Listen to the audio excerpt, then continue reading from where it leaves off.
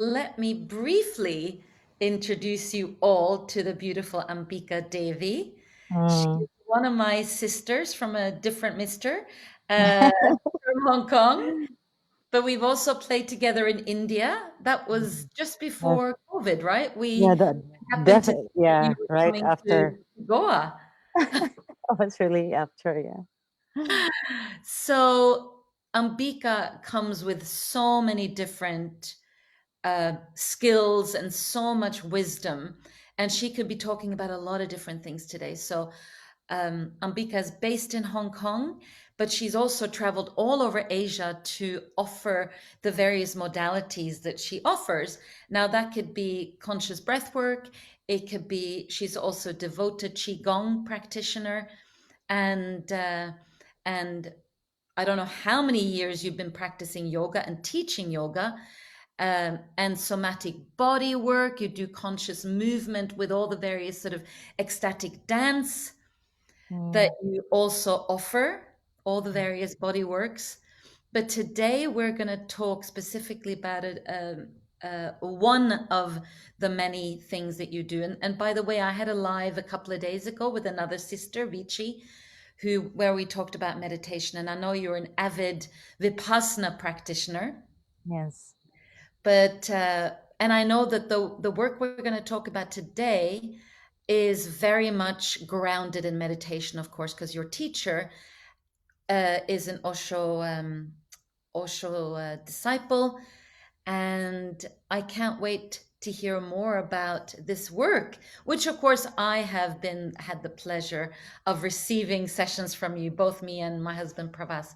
Before that, I'd like to briefly say for those of you listening who I think you know me by now, but I just want to say a little bit about myself.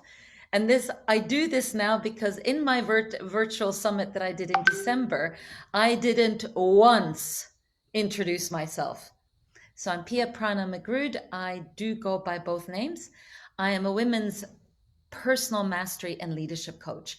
And by that, I mean it's not like a CEO or a managerial leadership I'm talking about. I'm talking Yeah. about the way in which you lead yourself in your life. I'm also a holistic counselor as well as a biodynamic breathwork and trauma release practitioner. So I will leave my introduction very short, and I'd like to now hand over to Ambika, and perhaps so in the context of Mental Health Awareness Month, I really wanted to bring you in to talk about this very unique type of work that you do. And before we delve into the work, I'd love to just find out how you got into this particular work, because of course your master, who's now left the body, he was based in Greece, I believe. So how did this come into your life? Well, yes, thank you for that question, Pia. I feel that this work has been a gift to me in my 23 years of searching, looking, and going deep and finding who I am. It started off with yoga journey, and to the point of my life where I was get really depressed and things are crumbling. I was searching in my life of how to free myself from all this suffering and pain. And through my searching and my seeking and my deepest inquiry, it led me to breath work, to yoga, to meditation, to body work, to energy work, to dance. And eventually it landed me in this deep work that has now been the core and the foundation of all the work that I do now. This therapy work that is working directly with the emotion and memories, and really it's about consciousness, and it's grounded in meditation. So what really driven me to find this work is my own desire to be free from my own suffering, to my own longing, my own hunger. I was hungry to be free. I was really looking for an answer outside of myself. And then this work allowed me to understand that everything that I'm seeking for and looking for is all inside me. And that's what this work had brought me into this beautiful clarity and realization. Hmm. I love what you just said about I had a desire, I had a hunger, this yearning to be free from pain and suffering. And I love how you said that, because that hunger is there for a reason. Your Mm-hmm. essence, and I say this because, of course, we're focusing on Mental Health Awareness Month this month, and there's I'm guessing or assuming, whatever to say, that you were connecting with something inside of you, like your essence, that just knew that who you were was not this pain and suffering, and then that was, is that fit? Yeah, yeah, I'm getting your agreement here. And that, I suppose, because I can really relate to that kind of hunger, but also like a knowing that there's more to this. And then your journey, when you had a few stops on the metro or the underground station before you then got to this work. Yes. But I suppose the way I see it also is that our inner journey, it's not linear, right? And for most of us that have gone as deeply into our inner journey as you and I have, it often looks very much like this, right? And but then you get to this work, and I suppose now the natural next question is, what was it about this particular modality that what that you recognized, and that you just got, this is it? What happened for you? Yes, and that's the most powerful part, is that this meditation really reveals to me that I thought I was meditating. I thought I was doing the work. I was in the highs. I thought I was enlightened, realized. But this work really brought me to allow me to see my ego that is growing big, together with the assumption that I reached the height of my spiritual journey, of my seeking, but only to find out that it was just my ego that was growing, and but my evolution of my consciousness, for where I really need to go, to the healing that I was originally hunger for, was diminishing, and that was not allowing me to grow as all, and the part that I was meditating was actually an illusion that I create into myself. So with that, I continue to feel the pain, I continue to feel the suffering, I continue to be confused, that why am I still confused, why am I still suffering, why am I still reacting to the same trigger that I thought I worked on. And because I react to the trigger, I feel this body bound memories of pain and emotion. So that got me even more confused. With this work, it really allows me to see what I was missing. It really allows me to see what I've never seen before. And it really allows me to face what I have been avoiding, what I've been tiptoeing around, going around the bushes. And it allows me to really ground what really meditation is for me. And so what does it look like, and how does it support our mental and emotional well-being? So I suppose that's really two questions, so you can decide which one you go with first. Well, with this work, it allows me, and into my experience, it allows to the people that I've received the session to see with clarity the source of the issue, rather than going everywhere, rather than seeing it in a different context. And then they get lost within the process. I got lost within my own process and my own inquiry, because there was no clarity. There was a lot of um, well, wait, I go here, let's travel there to the meditation. I feel here, I see this memory, I have this emotion, but now I feel good. I feel this again, and now I go there. So there's a confusion within the idea that, oh, I feel good, I get it, I'm free. So what this work is allowing me to see is to really hone down, to really filter and focus in one a situation in your life, in one transsomatic moment, from where the actual wounding begin. And from that space, within the dialogue of the communication within oneself, it allows to open up a dialogue of inquiry. Then from that, there's an awareness that is happening.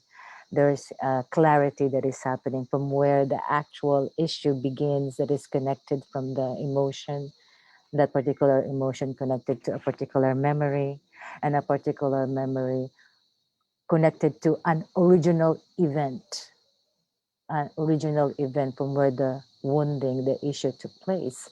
And but within that particular event, a belief is created within the self, within the people around me, especially happening everywhere between 1 to 6 years old, from where everything really began. So from that, a behavior pattern has been created, unaware, of course, unconscious, because I was so young. And also the participant also realized, oh, I was so young, I didn't realize that I was being molded into that personality, that then become, that personality carries all the way up into the to the teenager life, and that affected, that became now the grounding foundation of now become a filter, how I react to others, how's my relationship to my friends, how I react to my family. But then within the process, I lost myself, because now I didn't know who I was. I was what my mother, what the people with authority, or my teacher has brought in all into my head. All the words were in my head. So that's become a conditioning, right? So it's a conditioning. I was being conditioned of someone that I was not. So the the awakening process is the moment when I question, who am I?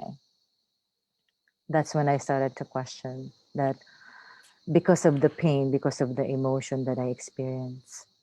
So through this work, by not avoiding the actual emotion and actually allowing to see that it's actually a gateway, that allows me to go back to the original event from where I lost my original self. And that's when I was childhood, because I was so young, I didn't know who I was. So I was depending to the adults to tell me who I was. But then my when I was raised by my parents, which is also unconscious, so they only teaching me how they were raised as well. So that's the pattern continue. That's how we what do you call that? Pass it on. Mm. Yes, And I'm curious because you mentioned early on in your answer a transsomatic moment, that's and right. self, and probably anyone listening live or to the replay will go, what does that mean? So if you can clarify that so that we can be on the same page. Right. Transsomatic moment is where the actual original event, when the emotion first realize that it's there, and it got buried into the body. It was not expressed. It was, the body holds it because it was not expressed. You were too young when you were when I was told that you were, why are you're not so good. You can't do that. You're not allowed. That's the moment that the feeling of pain, that little child realized that body hold that energy, so that when that energy got stuck in the body, the energy is the emotion, it got stuck in the body, it got buried into the body, it was unexpressed, it was not given space. That's become the original event where the wounding began. And that's where the time when the seed was planted, and I start growing from that particular event. Hmm. So whatever that issue or the conditioning that happened, That's right, yeah. you create a belief. That's right. On that moment, yeah. And you would you say that that would usually be a limiting belief? That's right. A Okay. limiting, that's where the original, where the belief about the self, about the adults, and then about life, it's begin, and through that belief created a behavior pattern to support that belief. So now that's become the personality of the child growing, and that's now how they see the world, and they believe who they are. Mm. So is the work about to unpack and kind of reprogram somehow, create new beliefs, or is it more just removing the old limiting belief? It's about bringing clarity. is about bringing clarity to what we have never seen before. Because once there's a clarity, that energy that was stuck from the old fears, tears, and ideas from the past is released. So now that's no longer holding the friction that is affecting the present reality. And when that is released and an energy balance is taking place, the heart opens a little bit more because now there's a new clarity, as if like we are waking up from a dream. All of a sudden, oh, I understand now. It's like that. That's what's happened when that energy was released.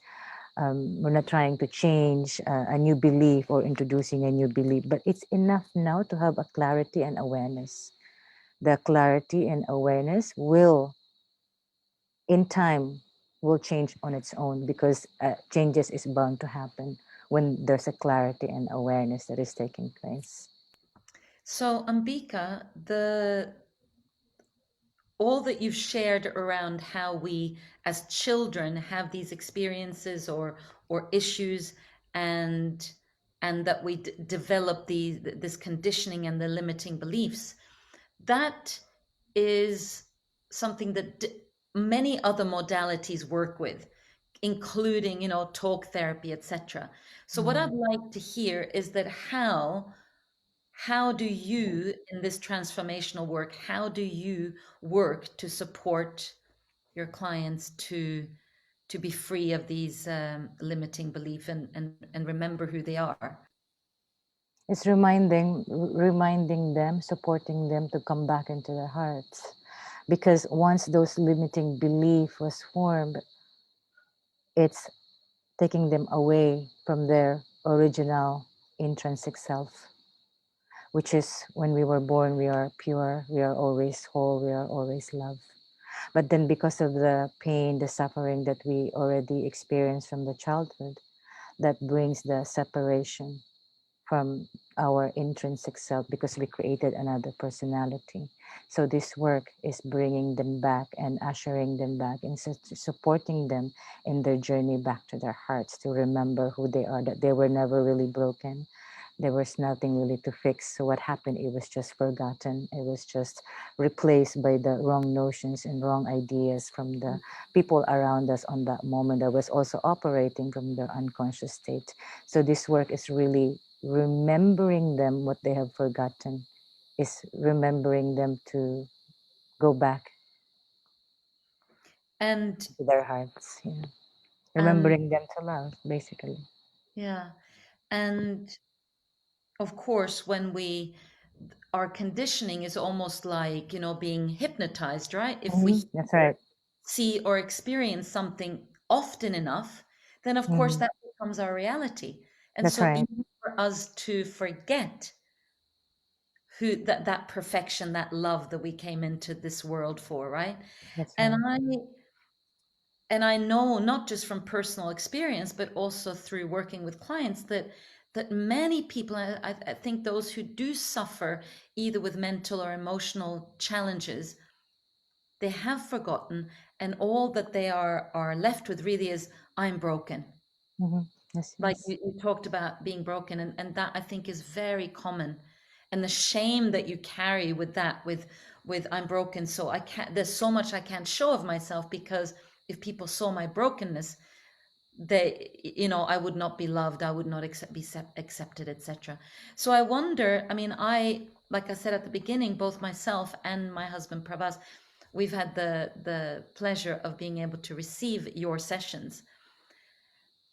And what I want to know is that, is it possible for people to do this type of work on their own, or do they have to come to somebody like you to receive sessions, to release the lies and to remember your light? Yes, it is possible, as long as they can connect also to their consciousness, because the biggest hindrance of this work is the mind get in the way. um, if they are grounded in meditation, if they can go into their meditation, they can and connect to the emotion, and from the emotion connect to a memory. But in that connection, in that travel, in that mapping, a part of them is watching and witnessing, because in that event we may stumble some emotion, and that emotion may be super strong, and the person got shaking during the process. But if they are in their meditation, if they remain conscious, then they can see the memory, they can see the transsomatic event where it happens, and they can actually see how did that develop into a personality ego. But of course, with the therapist, we become like a almost like a, facilitator, facilitating. We're holding you, we're there with you the whole time, holding your hands. But the whole time they are in charge. We are just there, seeing what they haven't seen, the gray areas. That's our mainly our work there. If I can also add that I think both from experience and my own work is that the presence and the holding the space for that person's journey. It might maybe look like you're just quietly just sitting there, but the energetic support that you as a therapist can, I would say, support the journey of your clients. That is a huge, huge uh, bonus. You can say, Mm, well, I'm mainly there, holding your hand or whatever, but yeah. actually you as the therapist, you do so much more Mm, in giving that person space and your intention and you being in meditation, and that kind of creates almost like this safe bubble for the person to go where they need to go. yes, that's what's happening. Yes, Yeah. as the other side of what's happening. Yes. And if, for example, anybody listening would like to say, okay, I have a meditation practice, I'm fairly grounded in my meditation, what could you what could you tell them in terms of what they can do for themselves? So imagine then for me, I've been sitting in meditation. Is there anything else that I can do in addition to come back to this transsomatic moment? Well, when you're in meditation, for example, you have an issue you like to work with, bring that into your meditation, and as you bring that intention into your meditation, connect to the emotion. Right, connect to the emotion. You close you close your eyes, you connect with the emotion and locate the body parts, which part of that in your body that is associated, that is feeling where this emotion is, and you will feel it. You just have to really connect. Maybe you may want to place your hand into that part of your body and connect to that, and as you tuned in into that body parts associated with that particular emotion, whether it's sadness, anger, fear, jealousy, love, joy, connect to that. And as you connect to that, notice it will reveal to you a quality. Maybe a color will come up, maybe a texture or a form, or maybe you can taste it, you can feel it. Connect to that. And as you connect to that, go deeper with your awareness, with your witnessing state, and you will start to see an image. Maybe it will take you back into a memory, or Mm, the very first memory, maybe an original event, maybe not, but it will allow you to see an image, maybe something that is familiar, maybe something that you recognize, whatever it is. The first image that come up, connect to that, grab hold to that. That is your thin layer of intentional consciousness. The first image that come up, hold on to that, not lightly, not so tight, but just connect to that and see. Allow that to open up. Be gentle, slow with your breathing, with your witnessing. It would reveal to you a memory, the very first memory, where you ever felt this emotion of anger, sadness, fear. That is, you felt it in your heart, and from there you travel from there very gently and with a lot of support, to yourself. mm. I love what you just said because I think in our regular lives, unless you're really conscious, we've all been trained to use the head, Hmm, and the head has its place. that's right. But Yes. most of us, or most people, we use the head as the master rather than more like a great tool that we have in our toolbox. And so when you talk about getting into the body, getting into and really noticing that your felt sense, that for some people might take a little bit of training because we are so used to just guiding our decisions and our what we do in our lives through the head. But then you said, yeah, it might come up as a color, as a texture, as a quality. And as you go deeper there, there's so much wisdom there. So I'm so glad that you brought that up, because that is in every single one of our power to reconnect with our body, get back into this beautiful vessel that Yes, actually has all the answers, right? that's right. Yeah, it's called feeling sense awareness, bringing back, coming back into the body as our container. When we can do that, the day-to-day thinking mind is being invited to also participate, to also return back into its body. Yes. Beautiful, beautiful. So I'm mindful of our time. We're coming to our end. We could talk about this for a lot longer, but I suppose how I'd like to finish is, for anybody listening, what would like your final thoughts be around how this work can support the people, that the women that are in this Facebook group, if they would like to explore it a little bit more? Is there anything in addition that you would like to add? To do them for themselves, or Yes.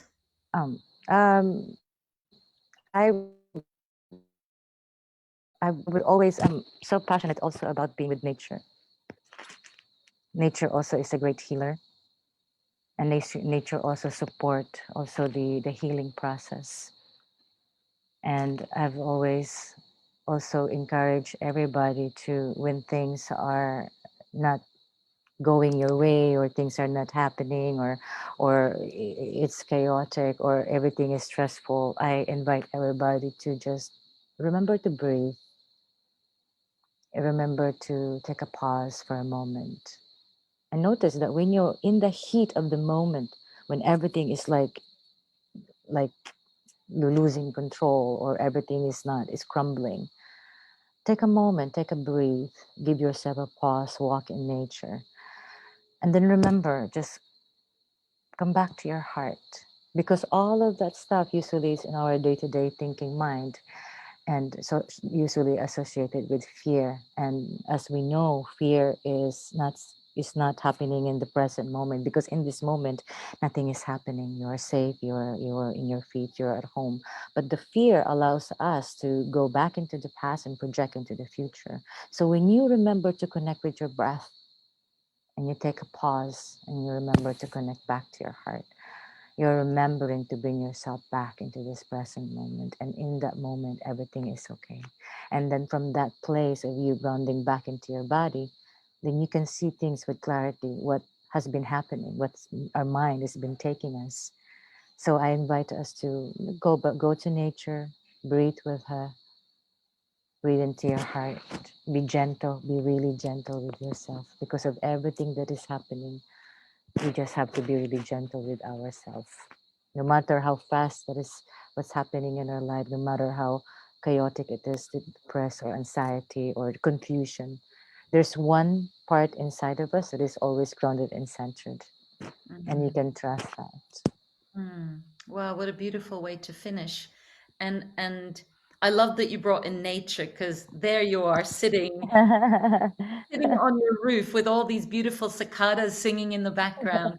Just when we Yes, started, we saw a little bit of your beautiful nature, and I yes. I know how beautiful it is where you're living. But those were some really really beautiful, simple ways that Mm, those who wish to start exploring the possibilities of what you do, starting for themselves. And then just yes. before we finish, I also want to say that Ambika is very much a member of our community here in the Evolving Women's Collective.